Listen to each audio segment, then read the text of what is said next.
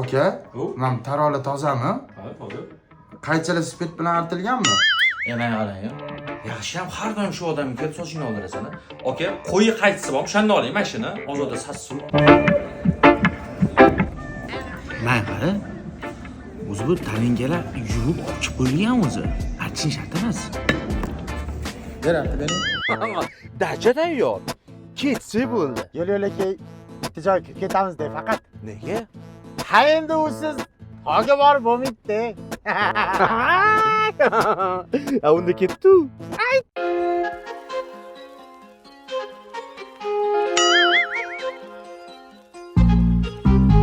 Anam kiraymi, odam ozgina cho'chyapti-da. Ne cho'chiysan, yur. Assalomu alaykum. Aka, yaxshimisiz? Dachaga ketyapsizmi deyman? Albatta. Har doimgidaymi? To'ppa to'g'ri. Ketam noto'g'ri tushmang. Ko'rinishingizda yaxshi odamga o'xshaysiz. Rostdan sotasizlarmi? Rostdan sotamiz.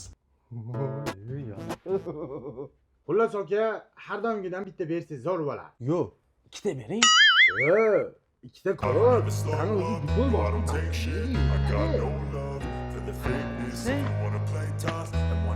To'g'ri aytyaptilar. Bittasi bitta bastaga bemalol.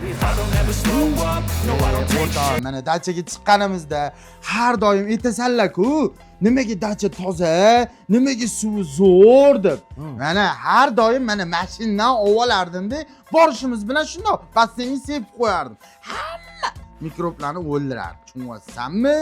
Mana endi u basseynni bilmaysan-ku, toza odam cho'milganmi, kir odam cho'milganmi, xullas qanaqa odam cho'milganini bilib bo'lmaydi. Xullas o'shancha har doim mashinadan bitta olaman. Oka, sizga Abdushiy rahmat. Charchamang. Mana och, mana och, mana och. Och. Miyanichi mashg'ulorni yuvib olgan, tushundingmi? Ozoda sassuv.